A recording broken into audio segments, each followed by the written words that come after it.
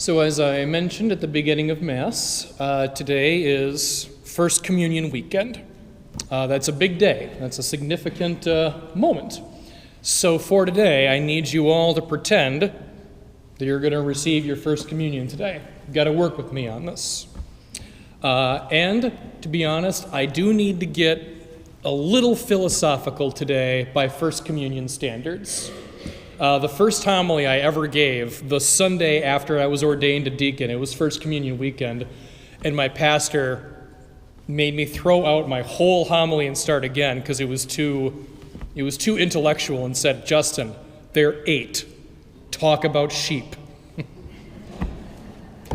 Today, going to go a little bit more on the philosophical side, mostly because there was no sheep in our gospel story today.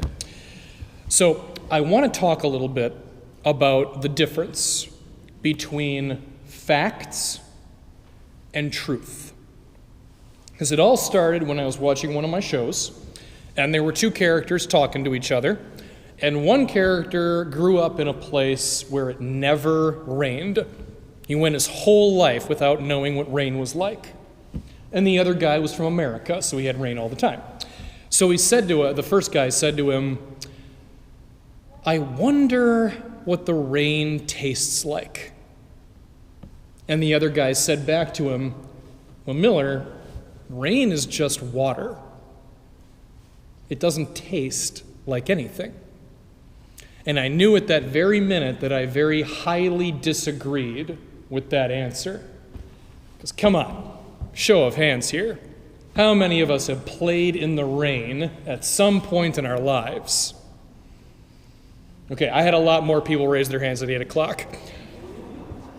I pity you if you didn't raise your hand, because rain is a blessing.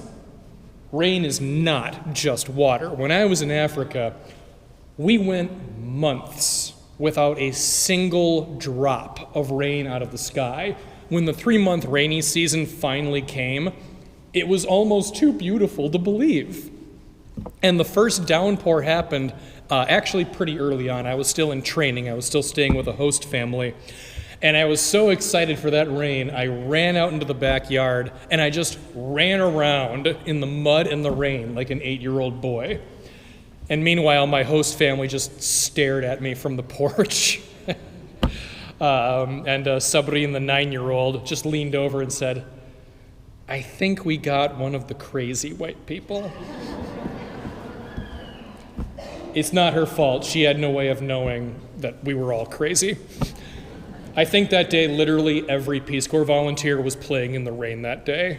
I have a hunch. So, rain is amazing. It's not just water. When you're in the rain, you're smelling that unmistakable scent of earth and fresh pollen and vegetation. You can almost feel the electricity and the life in the air. If you ask me, rain tastes like summertime. So when that character said that rain doesn't taste like anything, it's just water, that's a fact. The guy wasn't lying. Rain is water. But the thing is, truth is always more than one particular fact. The truth is, rain is unlike any other water you could possibly encounter. And if you have wisdom, which is what Solomon asked for in the first reading, with wisdom, you can appreciate both the facts and the truth at the same time. First Communion, and really every communion, First Communion is exactly the same as the rain. There are facts and there is truth. The fact is, this little wafer is going to taste like bread, because that's what it's made out of. If you steal this, which I don't recommend, if you steal this and take it home and look at it under a microscope, I'm pretty sure you're not going to see human flesh. And you're not going to see a little microscopic Jesus waving up back at you. You're going to see bread. And likewise, with the liquid in the chalice, it looks like wine and it tastes like wine. These are simple, undeniable facts. But the truth, the greater truth behind those facts is that Jesus Christ is present in that host. He is that red liquid that smells like sweet vinegar.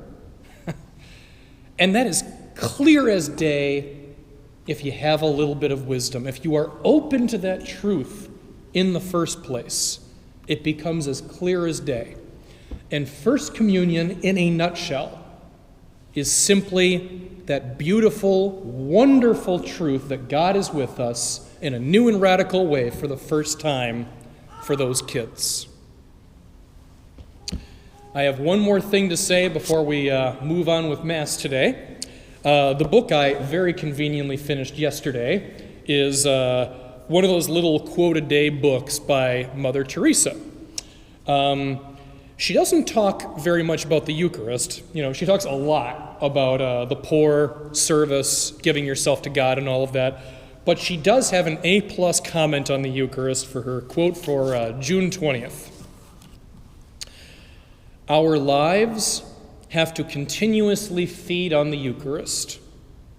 If we were not able to see Christ under the appearance of bread, neither would it be possible for us to discover him under the humble appearances of the bruised bodies of the poor.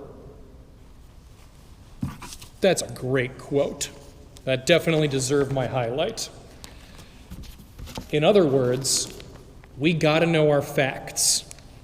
We got to know about bread and wine and who other people are. But we should never forget the greater truth that Christ is present in the scripture we read, in the sacrifice of the altar, and I think Mother Teresa would say, even more importantly, we need to always recognize Christ, who is present in each and every one of us. So may God bless you this day, and with the gift of the Eucharist, may his love grow within you every day of your lives.